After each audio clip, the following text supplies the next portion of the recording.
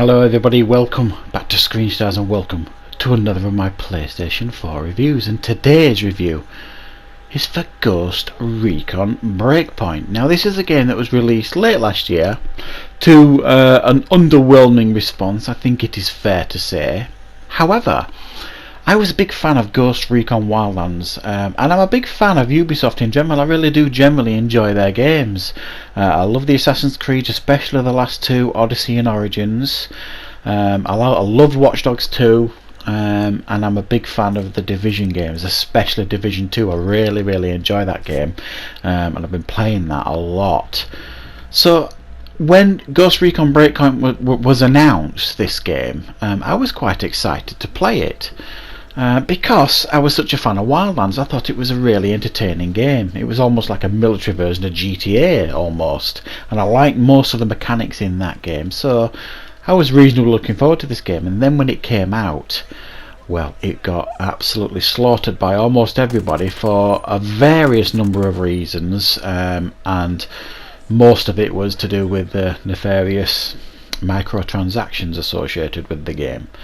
So I left it alone. I didn't buy it on release. I thought I'm going to wait, I'm going to give it a few months, get it in a sale maybe, and then see how they have improved the game. And that is exactly what I've chosen to do. This game was in a sale fairly recently on the PlayStation Store, just before the new sale that's just started in April. It was in the last sale. So I picked it up. And I didn't even realise when I picked it up that actually there was going to be a new immersive mode come out for this game, which I didn't even realise when I bought it. So I bought this game and I was playing it about a week, and then the new immersive mode was released. So I thought, oh, I was very close to giving it a review, and then I thought, oh, I'll wait for the immersive mode to come out and see how that changes the games. Now, to be honest, I didn't really dislike the game the way it was. I understand a lot of people who want more realism in their military games, military shooters, would have been really upset with Ghost Recon Breakpoint because Ubisoft seemed to be going down the same route with many of their games. They did it with Far Cry, New Dawn, and then Assassin's Creed, Odyssey, and Origins, and the Division 2, and this. They've got these weird RPG mechanics in them, where you've got this progression system for your weapons and your armor and clothing, and and now for me, that I don't mind that, but I love RPGs, so I don't actually mind the mechanics that they've started putting in their games. I'm not sure I can understand the argument why many would say, well, it doesn't belong in a game like Ghost Recon Breakpoint, a Tom Clancy game, and I don't really have much of an argument there. It probably doesn't, but it doesn't bother me and doesn't affect my gameplay, if you like, because it's there. I actually find it more addictive because this is described as a looter shooter as well. They're all over the place, looter shooters. Now, I don't think it is in traditional sense, but the gameplay loop here is, I think, the core loop here is, I find, very addictive. It's trying to increasingly improve on your weapons and your gear, trying to get something better, and I really like that. I find it quite addictive to charge around camps and look for the loot boxes and look for the crates and pick up anything the enemies drop to see if it's better than what I've already got. I really like that, and I find it quite addictive, but that's just me.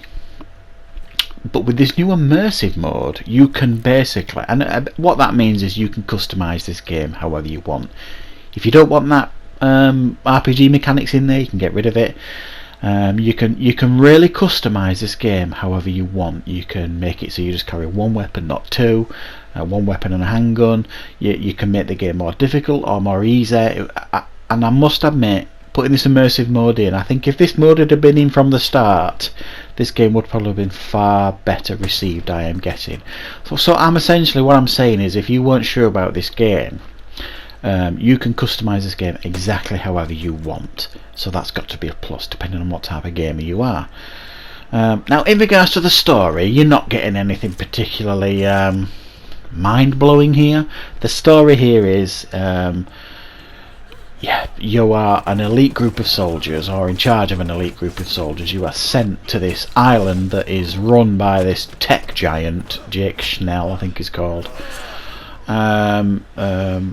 you're on the way there, you get shot down, you're then left on your own on this island. You've got to try and figure out what's going on, and you soon learn that there is a rogue group of military men called Wolves that is led by a former friend of yours, or certainly a former comrade, and it's basically up to you to scour the island, pick up clues and take them out one at a time. The story's nothing spectacular, but it's alright. You meet a lot of people, there's quite a bit of dialogue going on here and there. Typical Ubisoft game, the map is completely and utterly littered with things to see, things to do. Some might find it a problem, whereas in Ghost Recon Wildlands not everybody was an enemy. There would be people wandering about doing this, that and the other. Most people that you come into contact with, certainly in vehicles on this island, are enemies. So and the map is huge. If you want to travel from one end of the map to the other than unlocking fast travel points, which are like these little campsites that you can go to and upgrade yourself and craft this, that and the other, which is a nice addition, you're probably best doing it by helicopter, because if you're anything like me, if you don't, you're just going to get massively distracted, because there's that many things to see and do between one part of the map to the next.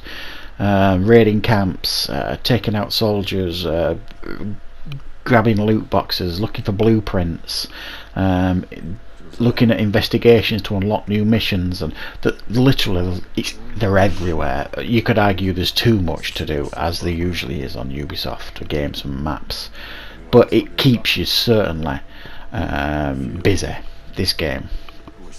I think the shooting mechanics in this game work really, really well. I think the weapons are really responsive, really impactful. The noise they make when they thud an enemy, and yes, like previous Ubisoft games in the last few, again the enemies are scaled up.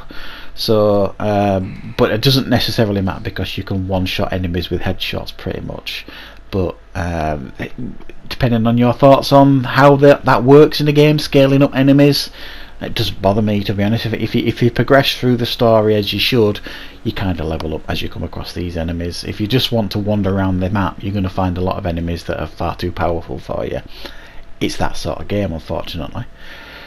Now the vehicles, this is a bit of a strange one. A lot of people complained in Wildlands that the driving of the vehicles wasn't particularly good. I didn't mind it so much in Wildlands, but I have to say I think there's a noticeable decline here in regards to how the vehicles respond. They feel very, very glidy. Apart from the helicopters, they feel fine. They're nice and easy to control and things. But the bikes and the cars, they feel very gliding, very loose, and they don't feel particularly responsive. And now, I don't have a huge problem with that, because let's be honest, this isn't a driving simulator. This isn't a Gran Turismo game. It's a military shooter, or a looter shooter, so take it as you want.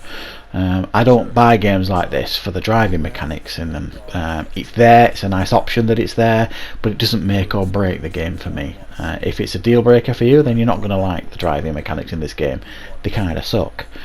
There's loads and loads of things to do in this game, loads and loads of things. I think graphically the game is pretty beautiful at times, and other times it's reasonably underwhelming. The performance, I've not had any problem with the performance. A couple of glitches here and there, bodies falling through walls. It's frozen a couple of times and it freezes for a second or two and then carries on, but it's a huge open world. You're going to get problems like that. It doesn't bear thinking about what this game was like when it was released, because we're still seeing a few glitches and bugs now and again in it too. Whereas in Wildlands we had the Predator event, this time you've got a Terminator event, which is huge amounts of fun. If you're into that sort of thing, there's just been a new Splinter Cell released on it as well. So overall I think this is a decent package. If you were waiting for this one like I have, I would rate this game at an 8 out of 10 right now. It's very playable, it's a lot of fun to play, it's a good military shooter, looter and shooter. And there's quite a lot here to enjoy, so pick it up in a sale when you see it next. It's certainly worth it then.